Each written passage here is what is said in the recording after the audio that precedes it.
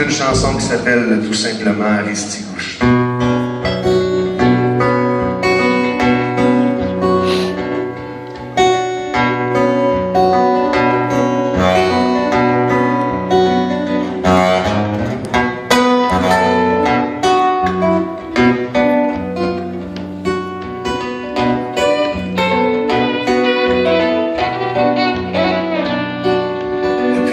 Des millénaires, on tente d'apprivoiser la terre.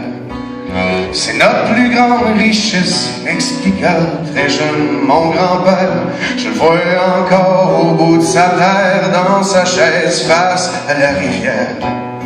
Il restait là des heures durant, à regarder passer les mouches. Il disait, il n'est pas question que je bouge d'un pouce, moi je reste ici à Ristigouche.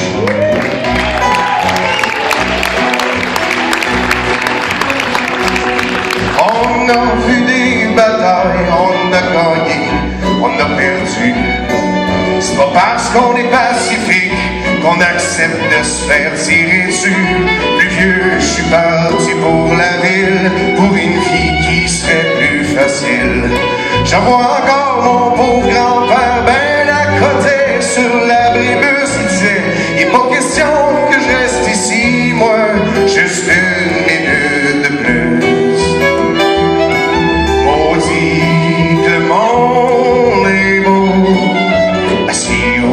Ma terre, face à la rivière, maudit le monde est beau.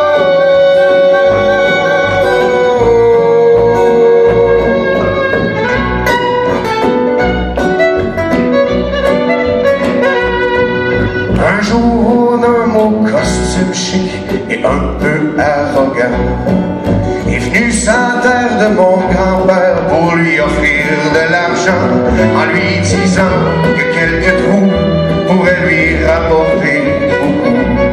Ni ses histoires, ni ses menaces lui auraient fait perdre la face. Il a dit, il n'est pas question que tu creuses d'un pouce jusqu'à temps que mon soleil se couche.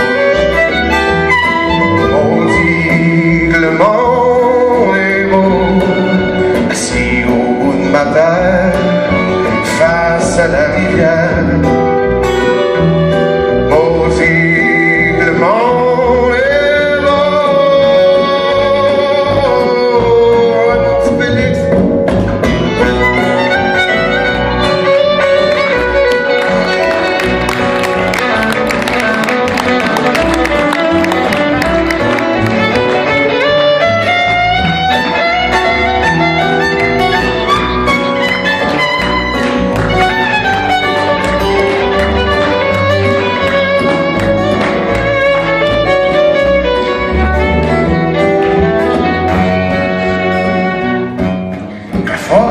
De se battre, on finit par être essoufflé.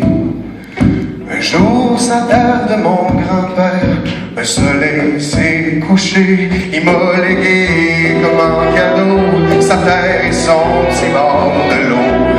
Et je restais là des heures durant à regarder la vie qui pousse. Et pas question que je bouge d'un pouce jusqu'à temps que le soleil se couche. Et pas question que je bouge d'un pouce, moi je reste ici à Ristigouche.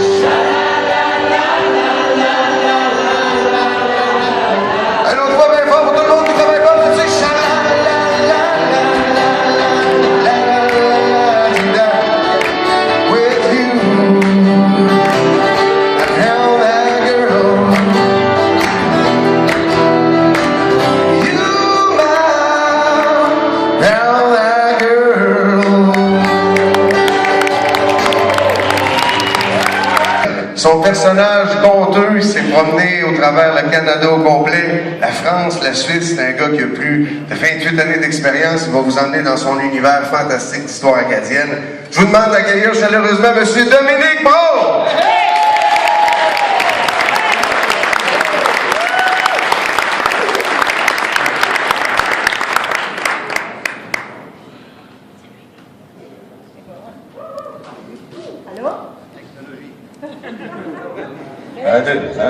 Bonsoir. Ah, ça pomme mieux qu'hier. Essayez bien pareil, bonsoir.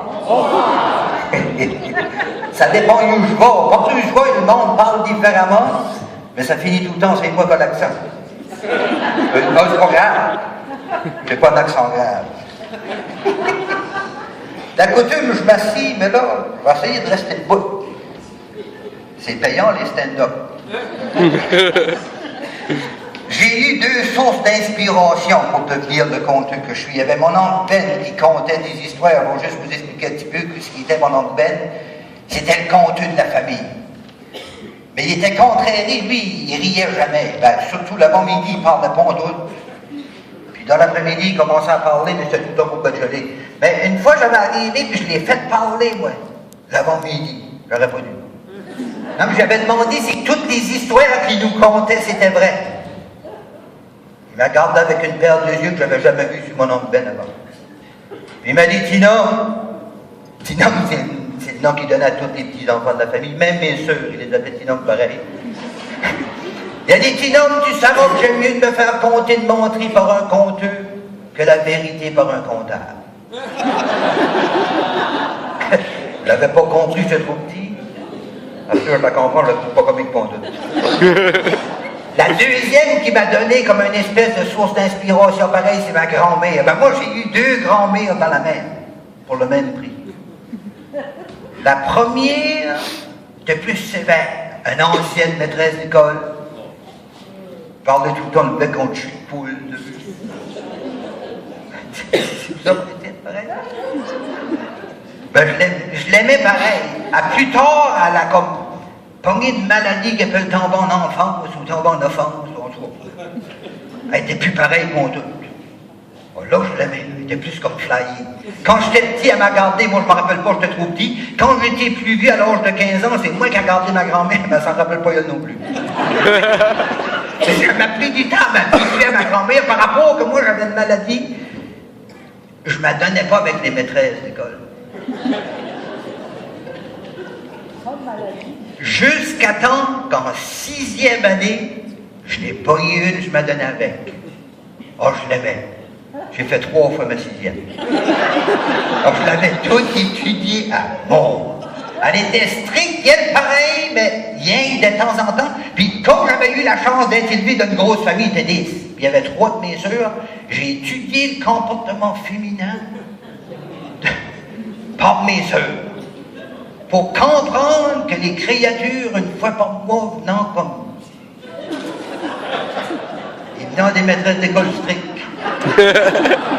Et elle était pareille comme mes sœurs, ça arrivait. Ça m'a donné un avantage, surtout après ma 3e année de 6e. Parce que là, je veux dire, je commençais à être plus raide un peu des fois. Puis, elle nous garochait des... Connaissez-vous ça, des admettons? Nous autres, ça arrivait une fois par mois, nous garocher des admettons. Chose, on avait peur de ça. Moi, je la voyais venir. Je le sentais venir, moi, les admettons. Avant tout le reste de la classe qui était rien qu'en première année de 6e. Moi, j'avais l'expérience de mes 3 ans de 6e. Puis là, à un moment donné, quand je sentais que ça venait, je changeais de place dans la classe. Puis je m'assisais derrière le plus costaud de la classe. Là, j'étais sûr, parce qu'elle avait établi une règle très stricte qu'il fallait qu'elle ait un eye contact, qu'elle avait ça. Sinon, elle ne parlait pas.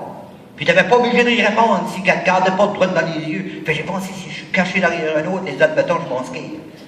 J'ai été bon pour 6 mois, puis je m'assis derrière ce gros-là. Ben, je ne devrais pas dire ça, mais il était gauche en plus. Je savais que ça s'en venait. Je la gardais, moi, les yeux, travelait d'un bout à l'autre de la classe. Puis là, je savais que l'admettant s'en venait.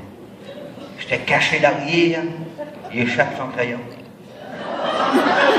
Il aurait pu le laisser là, son crayon n'avait pas de besoin, non, il fallait qu'il se penche. Puis la maîtresse a tombé en high contact direct. Oh. Ça m'a déboussolé. J'ai pas pu m'escaper, c'était plus vite qu'un orignal qui saute de ma jambe. Je peux pas t'escaper. Elle me garoche. Admettons. Ah, je t'imagine du mou. Ça n'a pas duré longtemps. Elle dit, admettons qu'il y a 3 corbeaux sur un arbre. Puis que tu sors le fusil, puis t'en tires un, comment s'il en reste? Moi, j'étais content de savoir la réponse. J'ai dit, madame, il en restera pas. Elle dit, comment ça? Elle dit, élabore. Élabore, c'est la première fois que j'entendais ce mot-là, élabore. Je savais pas quoi faire, mais j'ai élaboré pareil. J'ai dit, madame, au coup, tu en as tué un, mais on pète les 2 autres bombardés. Ils vont pas rester là dans le dos. Puis là, il faut croire que je l'ai pogné à la fin de son règne. La bonne humeur commençait bien qu'à rentrer dedans. Puis là, pour la première fois en 3 ans de 6e, elle m'a complimenté. Elle a dit, c'est pas la bonne réponse. Mais j'aime la manière que tu penses. J'ai une humour belle. Puis là, je lui ai dit que j'ai pensé, tandis qu'elle est de bonne humeur, j'ai posé une question, puis j'ai demandé à l'avance. J'ai dit, madame, depuis le temps que je suis en 6e, je vais vous me poser des questions. Je peux-tu vous en poser une à mon tour? Moi, c'était dans le but d'avoir une réponse qui me servira à quelque chose. Je m'installe à mon pupitre, puis je garde un beau halo d'accord, puis je tombe d'un high contact avec elle. Puis je lui dis, admettons qu'il y a 3 créatures dehors, assises sur un banc de pâte. Puis que les 3 créatures mangent un contenant de crème glacée. La première liche le contenant, la deuxième mange le contenant, puis la 3e suce le contenant. Admettons, on genre. C'est pas fait comme ça. Puis là, j'ai voulu comme l'impressionner, j'ai dit, Chalaise parmi les ceux. J'ai dit, Chalaise parmi les ceux serait mariée. Elle a jonglé comme vous autres. Elle a répondu timidement, elle dit, celle-là qui suce le contenant. J'ai dit non, c'est elle qui porte une alliance, mais j'aime la manière qu'il pense.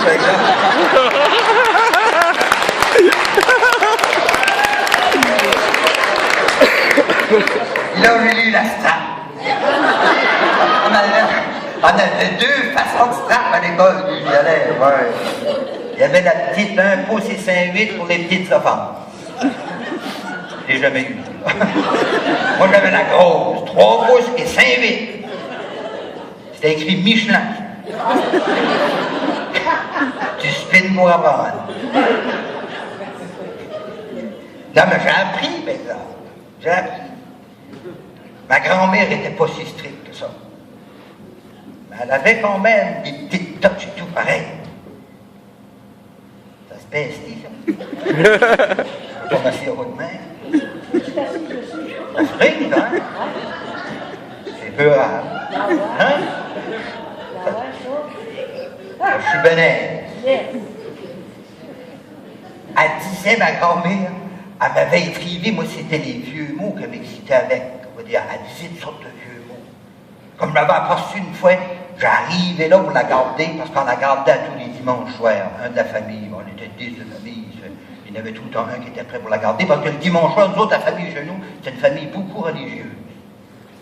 À tous les dimanches, ça y allait au bingo. Puis il n'y avait personne pour garder mes mères. Cette soirée-là, j'arrive à être assis dans le fauteuil, puis elle se bossait, puis elle chantait une complainte. C'est rare que je la voyais assise dans le fauteuil par rapport que c'était le fauteuil que mon grand-père était mort dedans. Puis elle n'avait jamais voulu s'asseoir dedans par rapport qu'elle disait que c'était pas un bon fauteuil. Mon grand-père était mort sur le battant d'en avant. Quand tu mours sur le battant d'en avant d'un fauteuil, tout le monde sait que t'es mort, tu tombes la face de plonger. Si tu mours sur le battant d'en arrière, tu peux mourir 2-3 heures, personne ne sait. Ça te donne 2-3 heures de plus en vie. Mort, mais en vie pareil, tu sais.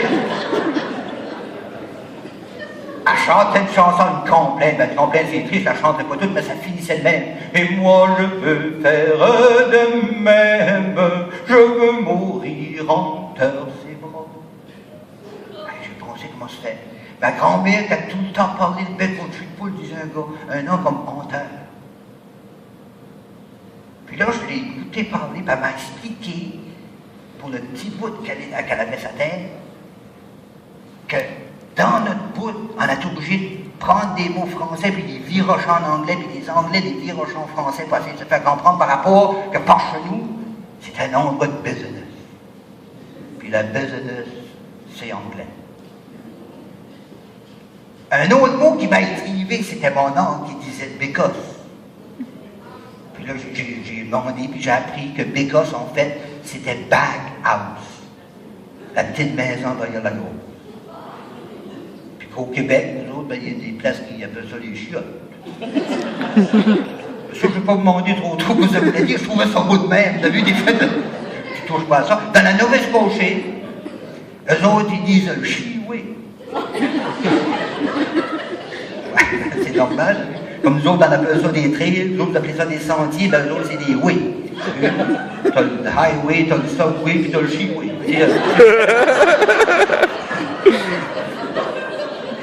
Puis de mots encore, elle m'a fait apprendre des contes. Je vais vous en compter un. Elle comptait que c'était une histoire qu'elle m'arrive. Elle nous expliquait comme l'histoire de l'Acadie. En 1604, il avait demandé à une gang de monde en France de me dire ce qu'on fait pour bâtir un pays, puis ça avait bien été. Ben, la première année, il n'a rien pogné 37. Ouais, puis Scorpion a pogné là-dedans pour la première hiver, puis le job. Il sentait malade, il n'en pas de la moitié. Ça, c'est un bout d'histoire que j'ai pas compris comment tu fais pour battre la moitié de 37. Mais j'étais chanceux, j'ai travaillé au village acadien, il y avait des historiens. L'historien m'a dit probablement qu'ils les ont comptés, puis dans le temps qu'ils ont compté, il y en a un qui était à moitié mort. Mais moi, je dis avec toi. Oh, tiens, j'ai pogné le guitare. On est droit d'enfant. Elle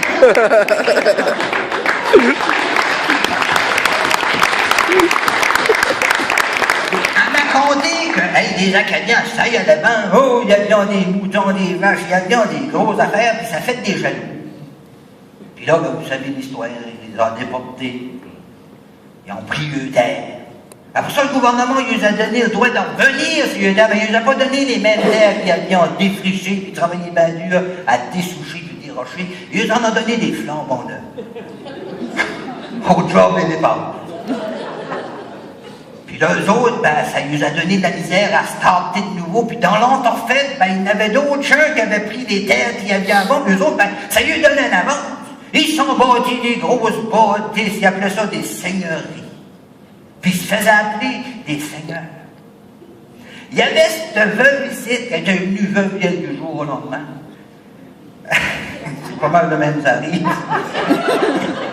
Elle avait eu 3 enfants, puis dans ce temps-là, les noms de famille, c'était pas trop important. Tu donnais un sobriquet à ton enfant pour le différencier d'un des autres, parce que ça, le samedi, avant que tu les laves, c'était tout ça légal, tu ne pouvais plus reconnaître que c'était des changes.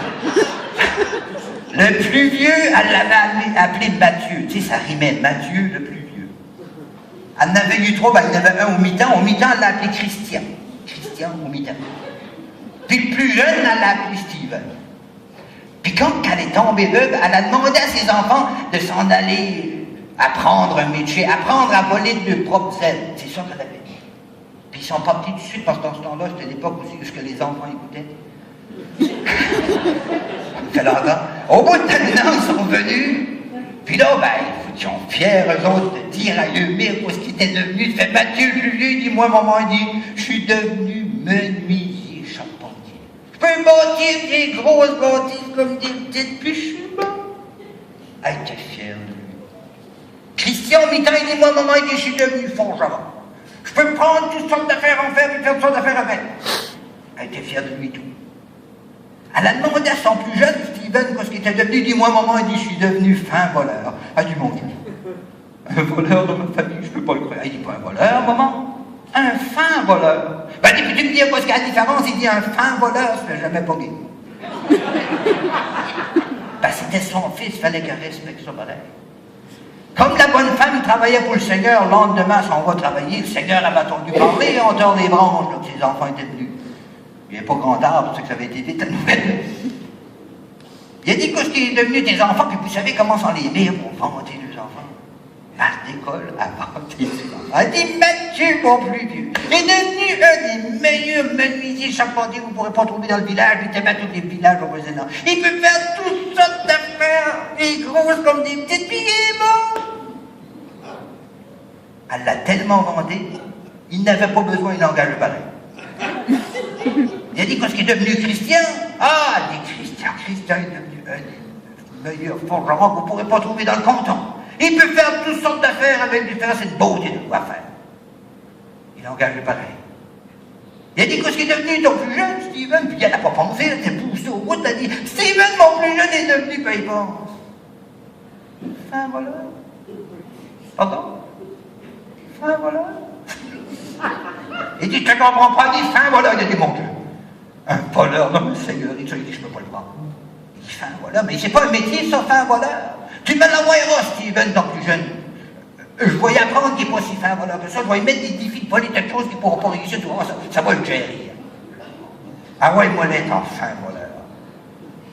Quand Steven a rentré dans la chambre, le Seigneur a dit, comme ça, monsieur est devenu fin voleur. Il a dit, comme vous le dites, mon Seigneur.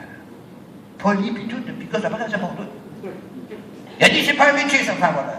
Puis il dit, je vais te prouver que t'es pas si fin voleur que ça. Je vais te mettre des défis de voler quelque chose, tu pourras pas réussir, tu vas voir, mon petit garçon, inquiète pas, ça va te guérir. Je te mets au défi d'aller dans mon écurie, voler mon cheval. J'ai un gars qui s'occupe de mes jouets, ça fait 30 ans. Il n'y a jamais personne qui a seulement osé voler un poêle, ça fait le jouet. Je te mets au défi de voler mon jouet. Il a dit, ça sera fait. Comme vous le dites, mon Seigneur. Il a sorti. Cette journée-là, dans le village, il faisait chaud. 35, c'était chaud. Vous n'avez pas de l'air sûr. Avec l'humidité, on va mettre ça à 40. Il faisait chaud. Il a été à la source qui avait la réputation de donner l'eau la plus fraîche. Il s'est rempli une gourde, bien pleine d'escombros, puis là, il a été dans le champ qu'on avait caché, je pense, c'est une sorte d'herbage qui poussait là. On donnait ça aux bœufs, cette herbe-là, pour les amortir quand on voulait couper le fun. Les jeunes fument ça aujourd'hui, je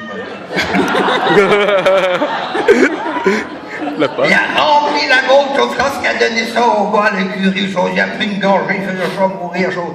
Ça amortissait un peu, ça a assommé son homme, il a bouché sur le côté. Steven a pris le cheval qu'il voulait, il a amené ça chez eux, chose, sa mère était contente. Le lendemain, on va travailler. Elle dit merci Seigneur pour le beau cheval. Oh, un des plus beaux chevals qu'on a jamais eu de notre vie. Elle n'avait jamais eu la monteuse. Un des plus beaux chevals qu'on a jamais eu de notre vie. Il a dit tu m'envoyeras Steven, ton plus jeune, j'ai affaire à lui. Quand Steven a rentré, il a dit tu te penses, tu m'as déjoué une fois, ça ne fait pas de toi un si fin voleur que ça. Je vais te mettre un autre défi. Je te mets au défi d'aller dans ma cuisine, voler ma tarte aux pommes. Mon cuisinier me fait une tarte aux pommes, chose une des meilleures tartes aux pommes que tu n'auras jamais mangé de ta vie. Il n'y a jamais personne qui a osé en seulement voler la senteur de ma tarte aux pommes. Je te mets au défi de voler ma tarte aux pommes. Il a dit, ce sera fait. Comme vous le dites, mon Seigneur. Il a sorti, il a rentré dans la cuisine, il s'est caché derrière le comptoir qu'il y avait là. Il a tué la gaffe, ôté son chapeau pour une guenille qui traînait ça, ces guenilles-là, c'est comme ça, large, ça, c'est carotté, il a fait ça des linges à vaisselle, les autres, les hommes, on connaît bien ça. Il a pris son casque, son chapeau, il a fait à quoi de sortir avec ça, le couple, ouais, il dit, voilà comme ça, ouais. Il dit, je vais amener la tente au Seigneur, oh, il a dit, mon gars, ça fait 30 ans que j'ai fait ces tentes, puis c'est moi qui vais y venir, c'est pas aujourd'hui que ça va changer. Il a pris ce qu'il pensait d'être la tarte, en fait, c'est avec un chapeau, puis il est basé avec ça dans ce temps-là. Steven a dit, c'est bon de chose, il a pris la tarte. Il a amené ça chez eux. Lendemain, la bonne femme rencontre le Seigneur. Oh mon Dieu, merci pour la bonne tarte. Une des meilleures tartes qu'on a jamais mangées de notre vie. Il a dit, tu m'envoyeras Steven, ton plus jeune, puis là, ça presse. Alors, quand Steven a monté, l'accueil était plus frais, ou moins chaleureuse, tout ça. Il a dit, tu m'as déjoué 2 fois, ça fait pas de toi un si fin voleur que ça. Il dit, je vais te mettre un défi, puis cette fois, si tu le relèves, j'avouerai devant qui tu veux, que tu es le plus fin voleur que j'ai jamais vu. Je te mets au défi de voler ma couverte piquée. Là, je vous explique, lui, il avait hérité de sa arrière-grand-mère une cravate piquée. Je crois que c'est 12 arrière-grand-mères, au blanc que sa grand-mère avait d'arrière 12 fois plus gros qu'un autre, je ne sais pas. Pas de détail. Il avait hérité d'une cravate piquée, puis chose, il tenait à ça comme la prunelle de ses yeux. Puis comme c'était comme ce seigneur-là, c'est comme un ancêtre d'un député ou d'un ministre, passait ses grands journées assis. Puis les chaises étaient en bois, c'était dur sur la première lettre de votre province. Il mettait sa cravate piquée là. C'était poésie d'y voler. Il a dit, ça sera fait comme vous le dites, mon Seigneur. Il a sorti de la chambre. En sortant de la chambre, il a rencontré pas le fou du roi, c'était pas un roi. Un fou de Seigneur, ça n'existe pas. Il a rencontré le fou du cour. Il a dit au fou, il a dit, ça fait plusieurs années que tu travailles pour le Seigneur. Ça, il dit des fois, là, quand ça fait trop longtemps, tu peux rentrer dans nos routines, tu fais tout le temps les mêmes affaires. Il dit, j'ai de quoi te proposer. Tu vas prendre mes habits, moi je vais prendre les tiens. Puis tu iras tout le tour de la seigneurie. Puis tu feras des grimaces, des simagrées, des pirouettes, autres. Le monde va rire, ils vont penser que c'est moi qui apporte du l'idée avec ces affaires de fin voleur d'homme. Ils vont rire. Ça va y être bon pour ta carrière de fou, ça. Puis c'est ce qu'il a fait. Oh, il a dit tout le tour de la seigneurie. Il a fait des pirouettes, des simagrées, des grimaces. Puis le monde, ça riait tellement que le Seigneur a attendu ça. Piqué de curiosité, ça le vite, ça pouvait piquer pour aller voir au châssis ce qui se passait. Dans ce temps-là, Stephen a rentré, il a pris la couverture. Puis comme qu'il allait pour sortir, le Seigneur le voit, il dit, c'est correct, on arrête ça là. Je l'avoue, t'es un des plus fins voleurs que j'ai jamais vu de ma vie. Tellement fin voleur que je vais être obligé de t'engager comme tes deux frères. Mais à deux conditions. Tu vas être obligé de changer ton nom, puis le nom de ta profession. À partir d'aujourd'hui, tu vas t'appeler Stephen Harper, puis tu vas devenir Premier ministre.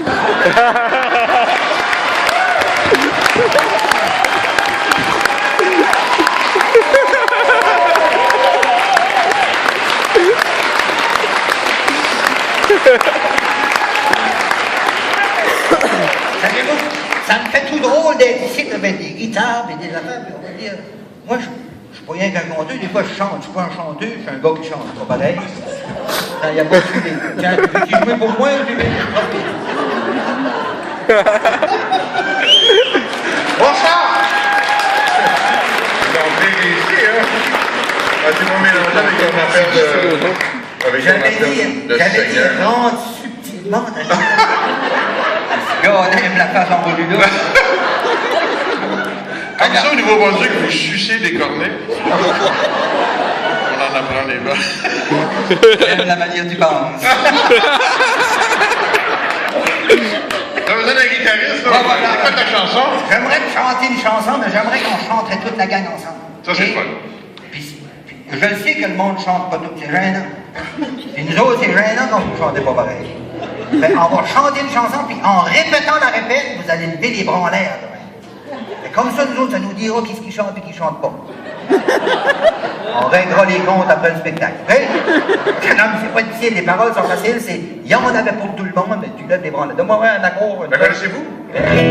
Non. Je vais te donner une boule d'un washer. Ah, c'est OK. Il y en avait pour tout le monde. Il y en avait pour tout le monde. OK, on l'a.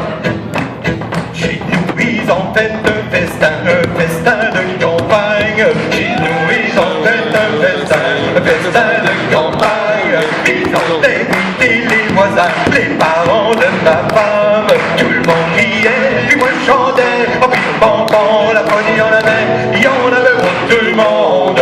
Il y en avait pour tout le monde. Mais là, le bonhomme de la maison, il était pas mal en air. Voilà le bonhomme de la maison, il était pas mal en air. Ils ont chanté une petite chanson, il a fallu faire chorus. Tout le monde riait, mais moi je chantais. Oh, puis bon, la bonne, il y en avait pour tout le monde. Il y en avait pour tout le monde. Et là, le joueur de violon, oh, il était sur les nerfs. Voilà le joueur de violon, oh, il était sur les nerfs. Ils ont joué un petit rigodon, les fesses collées sa chaise. Tout le monde riait, et moi je chantais. Oh, puis bon, la bonne, il y en avait pour tout le monde.